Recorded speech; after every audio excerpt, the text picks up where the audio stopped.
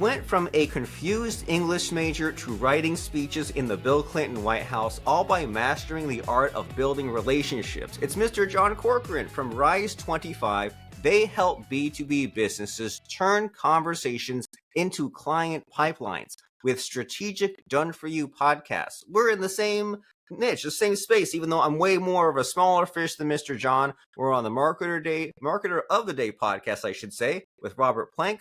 We're powered by dfypodcast.com. We help you skip the tech and focus build relationships, and relationships are what Mr. John is all about, right? Some people think about podcasting as content, but he says it's business development.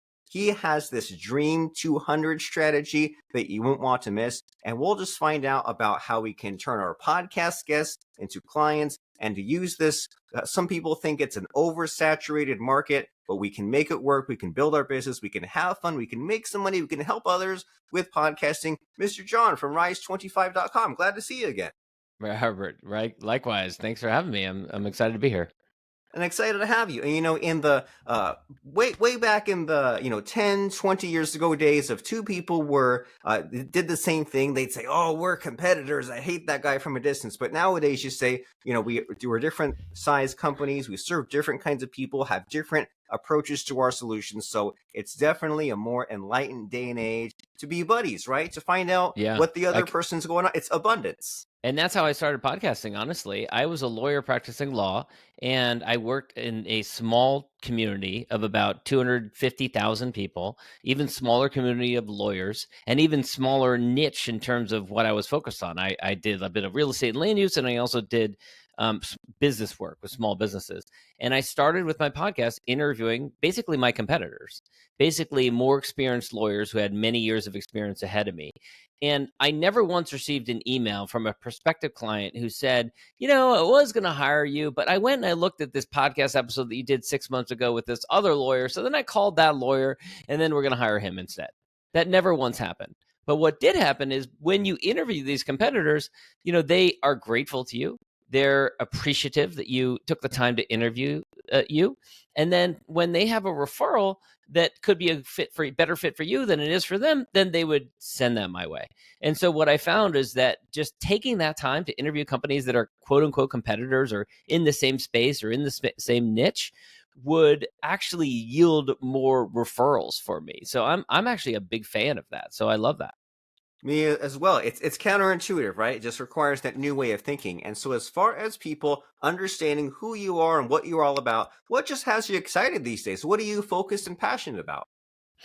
Yeah, I mean, I think podcasting is in a super exciting space right now. When I started 16 years ago, no one knew what a podcast was. No one knew how to listen to one. You had to hook up your iPod to your computer and download the file and transfer the file and then listen to it with a headphone or whatever. Now it's like integrated into your car. It's integrated into your phone. Everyone has access to it. You don't need to download them. It's so much easier now. And people, it's mainstream. You watch like the Tonight Show or Jimmy Kimmel or something like that, and people come on and the first guest is a celebrity who's talking about their podcast, not their latest movie or TV show, their podcast.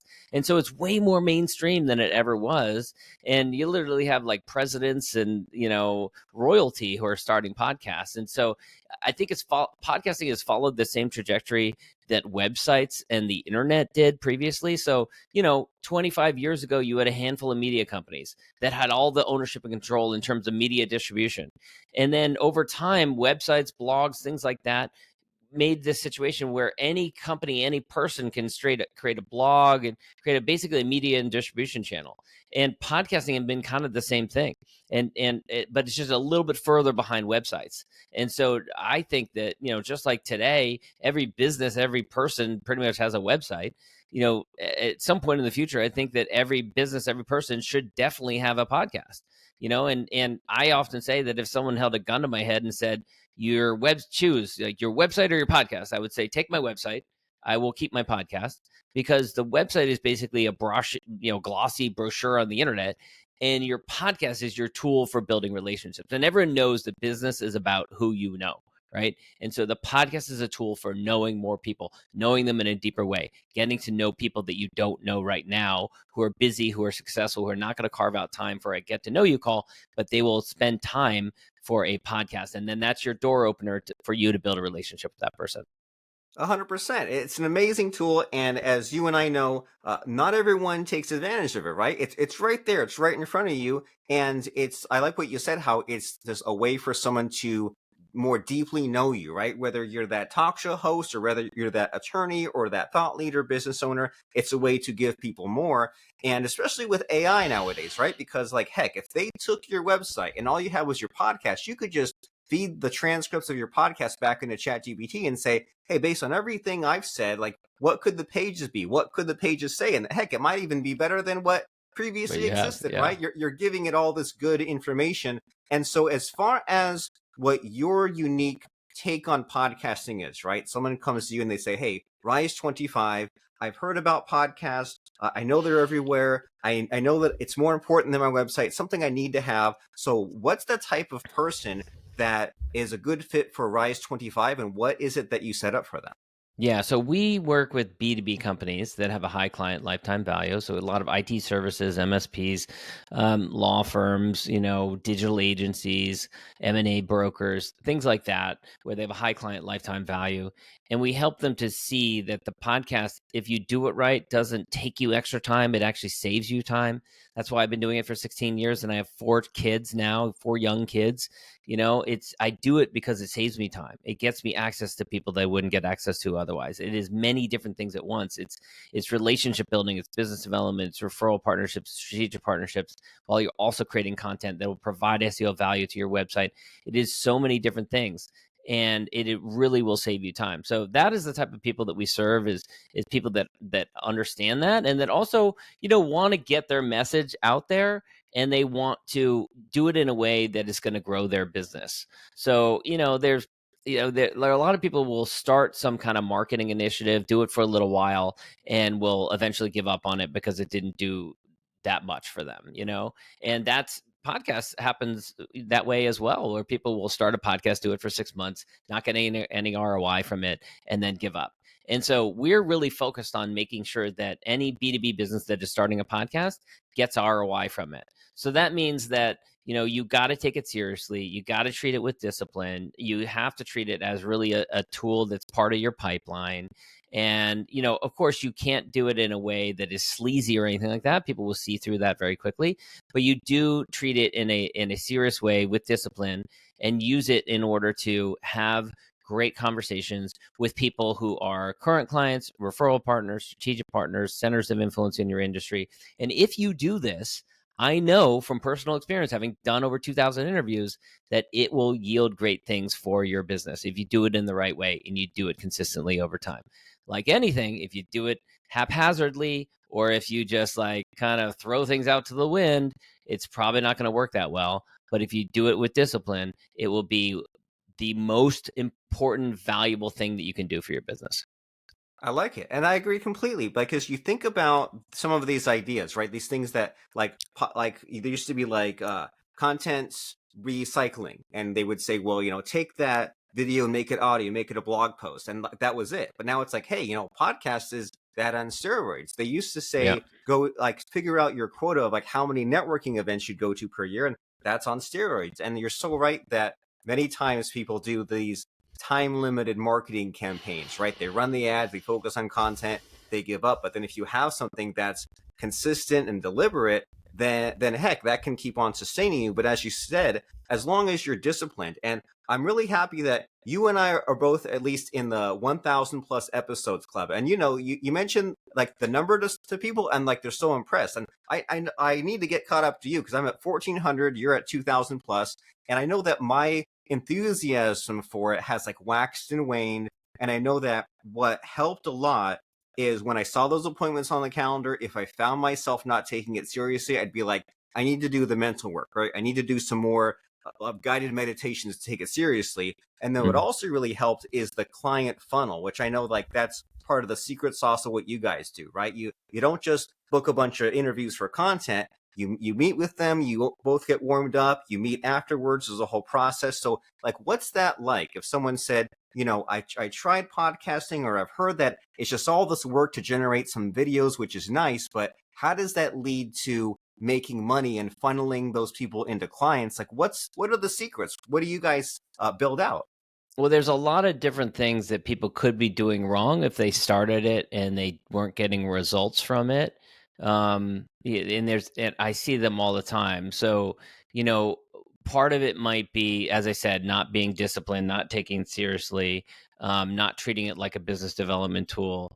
Another one might be just the way that they structure the interviews, or it might be the way that they are organizing themselves. You know, if you're and haphazardly inviting people onto the podcast, or worse, accepting a bunch of incoming solicitations of guests, which PR agencies are pitching all the time. You'll start to get that once you start podcasting.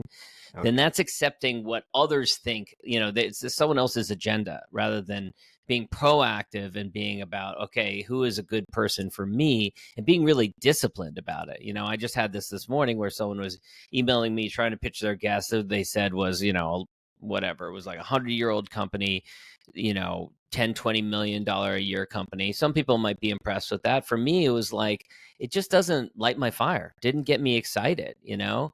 And so I, same thing as you, like over 16 years, you're going to wax and wane, you're going to lose interest in things from time to time. So you have to connect it to what the underlying objectives are for your business, and make sure that it is driving those things forward. So you mentioned ChatGPT a couple of times. If AI or ChatGPT is a really important priority for your business, use the podcast to get access to world leading AI experts and ask some questions that you're curious about. Because, you know, for me, like sometimes the biggest insights over the years have come from my ability to have an expert on and get some epiphany, some aha, and then apply that to my business.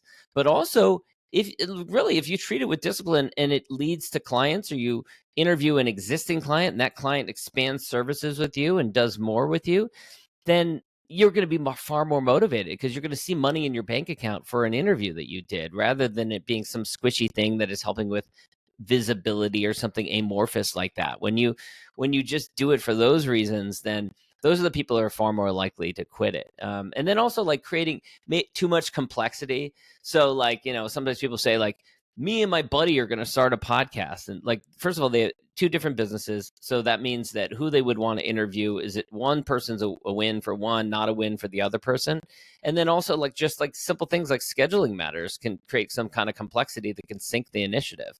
You know, it just takes weeks and weeks to get something scheduled, and because of that, it just doesn't get done in a timely manner, and people get demotivated. So, you know, even just making it too complex rather than simplifying it, is a big one. And then even like after the episodes are produced, I see people sometimes like spend hours and hours poring over the transcripts and reading the transcripts, and like, no one's that, you know, I do my transcripts, but I never get emails from people saying that they're reading over them. I do it mostly for SEO purposes. So, you know, like spending a bunch of hours like reading, poring over the transcripts and making edits, like that's not a good use of your time at all. Right. So there's a lot of good advice in there, right? That we need to Yeah. be better focused and more intentional. And you even kind of snuck in there a little aspect of like the low confidence, I think, right? Because many times we for some reason we could theoretically do something on our own, but we choose not to. And we tell ourselves these lies like, oh, well, I can't start a podcast on my own. I can't interview guests. I have to go and get this other buddy. And sometimes that works out, but sometimes there's an unequal division of labor, or like you said, the scheduling conflict. Yeah. And then what I found frustrating with more than two people when it's like a panel show is then you have like the dominant couple of people anyway, and then sometimes it's hard to get a word in, and it gets so messy, right? Versus just like Yeah. one-on-one, and that's not simple. And so as far as this whole idea of the intentionality, right? You say don't necessarily just accept anyone who wants to be on your podcast. That's like saying yes to anyone who asks you on a date, right? And or asking someone else on a date, and they're not really your type of person. So intentionally choose the type of people. And I know that you have this amazing concept called the Dream 200, and I've heard of the Dream 100. Like Russell used to be a promoter of that, and then but then I guess someone else had a whole book, but the book was like $200, so I didn't buy it. And so I only got like a surface level of this idea of like a Dream 100, but Dream 200, it's twice as good. So can you tell us what this Dream 200 is all about and why we should be really thinking about it? Yeah, Chet Holmes popularized the term Dream 100. Others have used that term Dream 100. It's been used a lot. There's been trademarked by various different entities for different purposes. So Dream 200 is what our process for mapping out, road mapping, how to create a profitable podcast for a B2B business.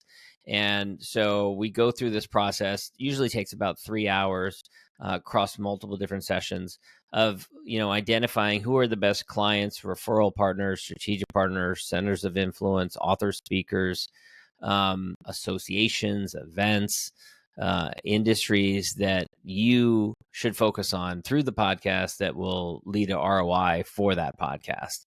And very few people do this independently on their own. We do it because we know that this produces real results. That creates the roadmap for you of the people that you should be having on the podcast. But it's also a living, breathing document because it will change over time. Who is the most important person for your business now might be completely different from who is the most important for your business 6 months from now. And it's a great way to kind of look back on who have been my biggest champions over the years. You mentioned earlier, like, mistakes that people make. Another mistake people make is they go and they just interview like cold, outreach people that they've never met before. And they don't interview their biggest champions or their biggest, most loyal clients. And how do you think that makes those people feel, right? If you've referred a bunch of business to someone and then they go and they launch a podcast and then they never interview you, but they're interviewing a bunch of other people. That's happened to me. I feel a little bit miffed about it. It's like, wait a second, I've been a advocate of yours. I've told people about you, and you don't want to have me on. So I think people miss that often. Whereas, like, taking your people who are your biggest champions, who've been an advocate for you, who've referred business to you, and then taking the time to interview them on a podcast, that's just doubling down on your best relationships.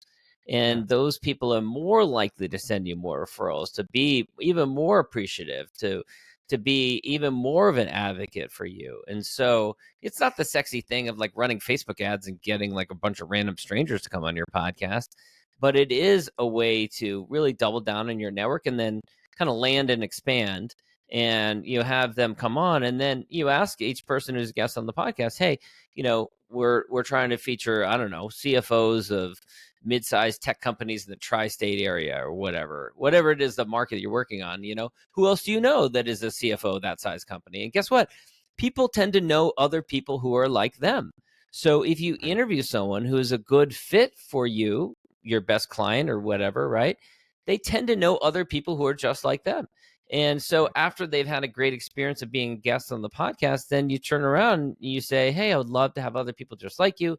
Who else do you know that would be a good fit that's just like you? And so then, we've gotten tons of referrals that way. And it makes it really easy to get guests for your podcast. A lot of people think that that's one of the biggest challenges is getting guests. It's not. It's not that hard to get people for the podcast if you do it in the right way. Well, you're blowing my mind here, Mr. John, because you think about what is AI and social media and all that all about. It's about autocomplete, right? It's about replicating more of what works. You look at you run Facebook ads, you do a lookalike audience of who's already working for you, right? You wonder why TikTok has blown up is because the young kids, they scroll through all the quick videos, and then based on what they stay on, it just shows more of that. The LLMs and ChatGPT, the predictive text, you say, hey, here's some of my existing writing, write more of it. And so it's like we're just applying that in a human aspect, aren't we? We're saying, I'll make this Dream 100 list, I'll take this inventory, including there's the long reaches, but there's also people that I know who are already in my orbit who I can like double down on those relationships. And I do these podcasts. And for some reason, this whole idea of like referral marketing, it always seems like slow and scattershot. But if you kind of have these people on the podcast and you say, hey, who else do you know who fits this profile? And then that's your predictive text, your lookalike as far as the relationships, and you just kind of grow it from there. And so let's say that someone was doing this, right? They used you brainstorm the Dream 200, you get your kind of existing people on, but then there's those kind of hard to get peoples, right? And you know that you work for presidents, you work for influence, major CEOs. So say if someone says, okay, I'm looking to get this person. Here's someone I really want to get from my show, but they're looking to open the door to a high level person like that. What would you say as far as breaking through and getting those hard to get podcast guests? I would say, first of all, don't put all your eggs in that one basket. So if you're trying to get Oprah Winfrey or Richard Branson or someone, it's going to be a challenge. So don't put all your energy into that. Maybe you put 10% of your energy into it. And then the other thing is, like, you got to work your way into their orbit. So where are these people hanging out? Like, what communities do they belong to? Who are their peers that they admire and respect? Especially if they're more obscure. If you are really an admirer of this individual, you should be consuming information about them, learn who do they admire and respect. And it might be some obscure author that they really admire and respect. And you very easily get that person. And then you start to get some people like that. And then by the time you get your opportunity to reach out to the target person that you want to feature, it is a lot easier because you're like, hey, I've had this person and this person and this person, and they're all people that person admires and respects. They're immediately going to think like, oh, wow, if this podcast host is interviewing this person and this person and this person who I, have long been a fan of, or I love their book or whatever, then I will say yes, right? It doesn't work 100% of the time, but it definitely is a way to get to a couple of things I want to also mention, though, because you mentioned referrals. It drives me crazy when people are like, you just need to ask for referrals. You just need to go out there and ask for referrals. That doesn't work. It's an inconvenience. It's asking people to spend time out of their day. It's asking for a favor oftentimes before you've given a favor. And so I really don't like that. I do like delivering value to people and then using something like the podcast in order to get more referrals. So when you interview someone for a podcast, you might not realize this. Even if you're just getting started out, you're giving value to that person because you're giving exposure, you're putting energy and resources into it, you're asking questions about them that you're curious about, that their spouse is sick of hearing. And when you do all that, it's delivering value to people. And then when you turn around and say, hey, who else should I feature on the podcast? When they refer you to other people, they're giving value to their network because they're giving them an opportunity to be a guest on your podcast rather than like introducing them into a potential sales conversation, which is not at all, right? Not at all a good thing. And then the other thing I want to mention is about authenticity. We're entering a world and a phase where we won't know online what is real and what is fake. We'll have no way of knowing these things unless a lot of laws pass and it's branded in some way. But right now, you can look at something, you don't know if it's real or if it's fake or what. In an era where we can't tell what is real from what is fake, authenticity, I believe, will be the new currency. What do I mean by that? What I mean is something that can't be faked will become more valuable because the fake stuff will become minimized in our eyes. We'll dismiss it in many ways. We won't be able to trust it, but we will be able to trust things that are authentic. So things that are face to face and virtually face to face, like right now, like we can't fake this. I know that you are real, hopefully, right? You know that I am real, hopefully, right? I hope that we won't be able to fake that. But as long as that is the case, as we know that there is an authentic, human relationship, that will be valuable. And so I think that, pursuing things that embrace authenticity will be even more valuable in the years ahead. Very nice. Well, and this is reassuring because like you and I have both said that our enthusiasm for podcasting, it comes and goes because it is long term, right? There's sometimes delayed gratification. It's a marathon, yeah. Yeah, it's a marathon, not a sprint. You get someone on and maybe they will become a referral partner or a client, but it doesn't happen instantly, right?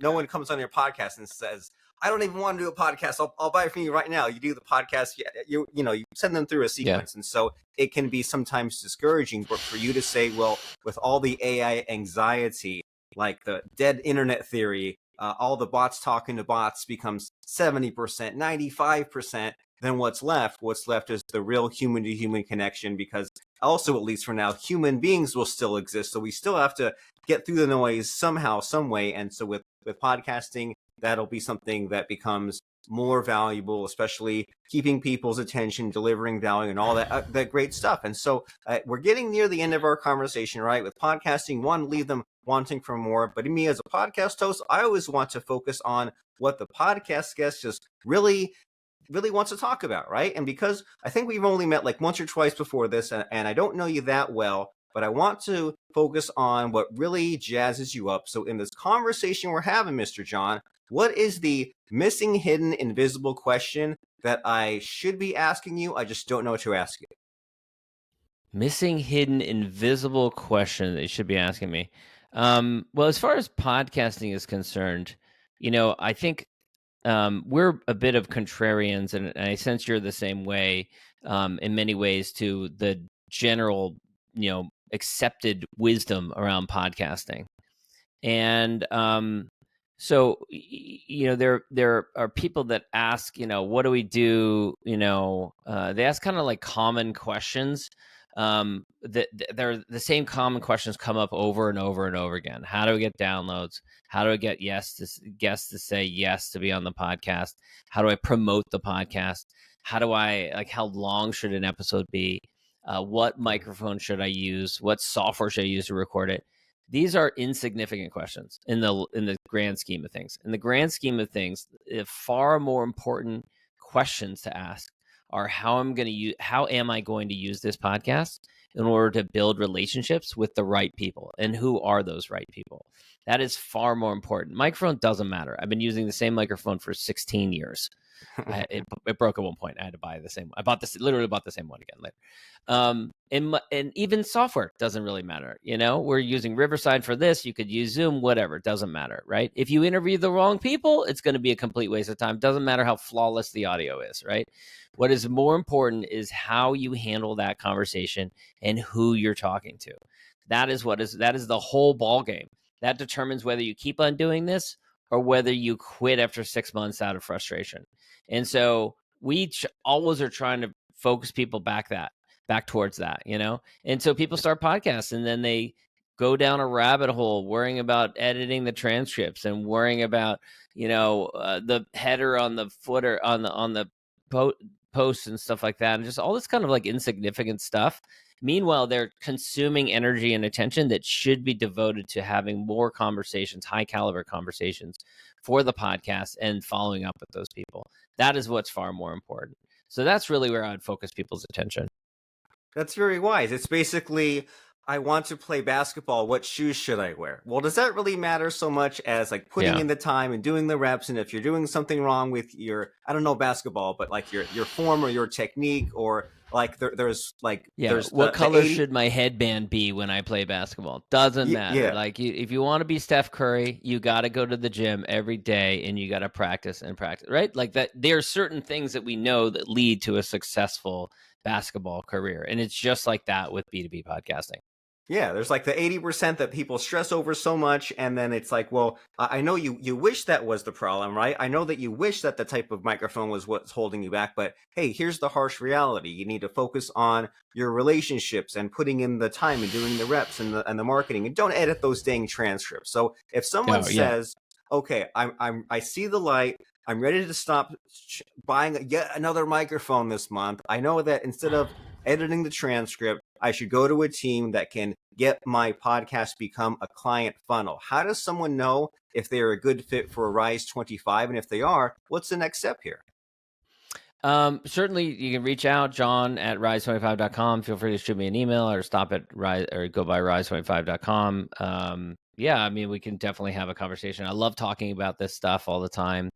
And so always happy to take a look at what your business is, what your priorities are, how you're thinking about using a podcast, because we're not a fit for everyone. There's lots of people that, there are things like, two girlfriends want to start a podcast on Saturday night over a glass of wine and chat about the neighborhood gossip. That's not us, right? Or even like B2C businesses that are selling a $5 widget and they need to sell 70,000 of them every month in order to, be profitable. That is not a great fit for us. For us, really, B2B is really our focus.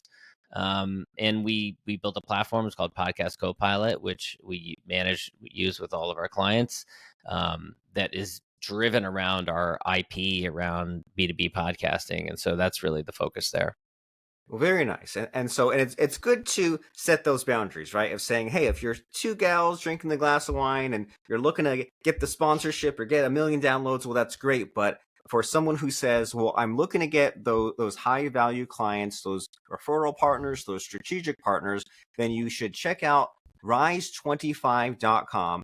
And they help these B2B businesses create a referral and client pipeline using that podcast co-pilot platform you mentioned, using the Dream 200 strategy, because that's a way more logical way to get ROI, strategic partnerships, referrals, and clients using podcast and content marketing. They have over 20 years combined experience in the podcasting space. They have this proven strategy that allows their clients to build life-changing relationships using a podcast. They built this top-notch team which handles all of the details to produce a podcast, so you as that client can focus on the highest and best use of your time, including all the amazing, just time-saving shortcuts, better strategies that John has mentioned today. And so rise25.com, RISE25.com is the place to go. They work with Entrepreneurs Organization, Open Table, Salesforce, Tony Robbins, Mattel, AWeber, Chuck E. Cheese, Atari, so many more. So go there and check it out. You'll be very impressed and amazed. But before I let you go here, Mr. John, it's time for the scary, frightening part of the show. Luckily, you're a podcast veteran, so you can handle whatever I throw at you. The question at this point in the show is about a helpful or fun quote or lesson that has served you in life or in business. So what do you have for us as far as a helpful or fun quote or lesson? Well, in the spirit of being contrarian, there are some who say that you need to, as far as getting your message out online goes, you need to be everywhere, and I totally disagree with that. I think that you need to find a channel that works for you and let that be your channel. For me, that's been podcasting. For many businesses, it's been podcasting because I like talking to people. I like having one-on-one conversations with people. And then I like delegating stuff and getting it off of my plate. And so podcasting meets that need. For other people, it might be Instagram. For other people, it might be, I don't know, email or YouTube or whatever, or blogging. Whatever is your channel, find that one thing and just double down on that. Keep on doing that. For me, for many years, it was webinars, and email marketing for a period of time. And, podcasting has been consistent throughout that. It's been my go-to for 16 years now, and I can't imagine giving it up. I will keep on doing it. And interest might wane from time to time, but I think it is my thing. And so find the thing that works for you. It might not be podcasting, but find the thing that works for you and then double down on it. Very nice. I love that concept of the double down, right? That way you don't have to reinvent yourself too much. You just say, hey, out of all the things I've done, here's what's working. Time to 80-20, time to focus, and time to really go more on what excites me, what interests me, and what gets me those results. And if it makes sense for you to have this client getting B2B podcast, then go right now to rise25.com. Talk to Mr. John Corcoran and his team. Let them wow and amaze you with these stories of all these people that they've helped, and they can help you as well to simplify and to make all this stuff make a heck of a lot more sense. Rise25.com. Go ahead, do it right now. It's been such a blast speaking with you today, Mr. John. Thanks for bringing that value to the table today. I appreciate you. Yeah, Robert, thanks so much for having me.